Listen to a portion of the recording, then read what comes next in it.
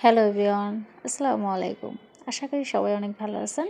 আরেকটি নতুন রেসিপি দেখার জন্য আমন্ত্রণ জানাচ্ছি। বাসায় কিভাবে থাকা উপকরণ দিয়ে সহজেই তৈরি করে ফেলবেন মজাদার চিকেন পিৎজা। চলুন দেখে নেওয়া যায় কী কী লাগছে। এখানে নিয়েছি আমি 2 কাপের মতো ময়দা, 2 চামচের মতো গুঁড়ো দুধ, 2 চামচের মতো ইস্ট,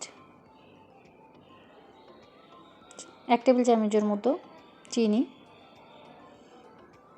হাফ চামচের মতো দিয়ে দিচ্ছি লবণ। এখন ভালো করে এগুলোকে মেখে নেব। ভালো করে মেখে নিচ্ছি। এখন আমি নেব পানি, পরিমাণ মতো পানি দিয়ে একটা ডো করে নেব। নরম একটা গোলা করে নেব। ব্যাটার সব নরম একটা, দেখুন এভাবে করে নিয়েছে নরম। এখন আমি এটাকে ঢাকনা দিয়ে ঢেকে রাখবো। ঢাকনা দিয়ে ঢেকে রাখছি। একটা সাইডে ফিরে আসছে আধা ঘন্টা পর। এখন রেখে নিয়ে নিয়েছি মুরগির বুকের মাংস ছোটো ছোটো করে কেটে, হাফ চামচের মতো লবণ, হাফ চামচ মতো দিয়ে দিচ্ছি আমি গোলমরিচের গুঁড়ো, 1 চামচের মতো দিয়ে দিচ্ছি আমি মরিচের গুঁড়ো, আর দিয়ে দিচ্ছি হাফ চামচের মতো সয়া সস, আর 1 চামচের মতো দিয়ে দিচ্ছি আদা রসুনের পেস্ট দিয়ে আমি ভালো করে মেখে নিচ্ছি। মেখে নিয়ে রেস্টে রাখবো না, এটা সাথে সাথে চলে যাবো ভাজতে। একটা প্যানে আমি পরিমাণ মতো তেল নিয়ে নিচ্ছি। তেল নিয়ে আমি এটাকে ভেজে নেব।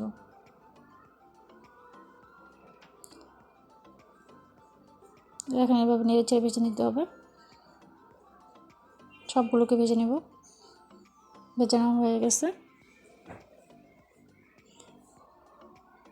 এখন আমি একটা সাইডে উঠে নিচ্ছি। ঢেকে রেখে খেলেছিলাম সেটাকে আমি এখনও হাত দিয়ে ভালো করে মধে নেব। একটু তেল দিয়ে ভালো করে মধে নিচ্ছি। 1-2 মিনিট মধে নিচ্ছি। মধে নেওয়ার পরে ফিরে আসছি। এখানে আমি 2টা পিৎজা বানাবো।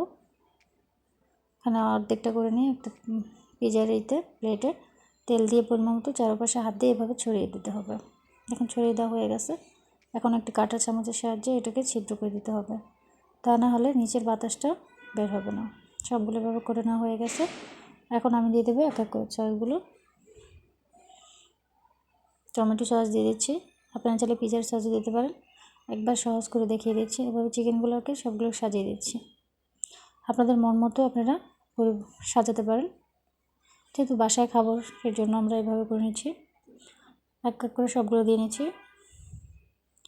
দিয়ে আমি এখন দিয়ে দেবো এখানে মজরেলা চিজ, বাসায় ছিল সেটা দিয়ে দিলাম পরিমাণ মতো। আপনি বেশি কম দিতে পারেন।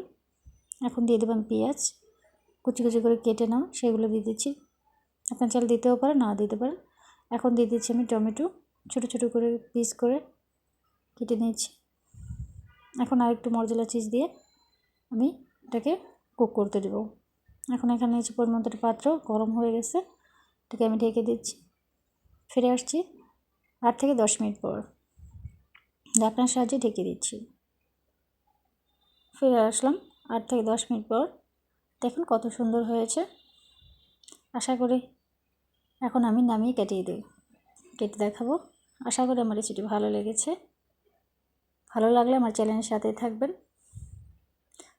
নতুন রেসিপি দেখার জন্য আমন্ত্রণ রইল। কেটে দেখাচ্ছি আজকে এই পর্যন্ত। আল্লাহ হাফেজ। সবাই ভালো থাকবেন, সুস্থ থাকবেন। আসসালামু আলাইকুম।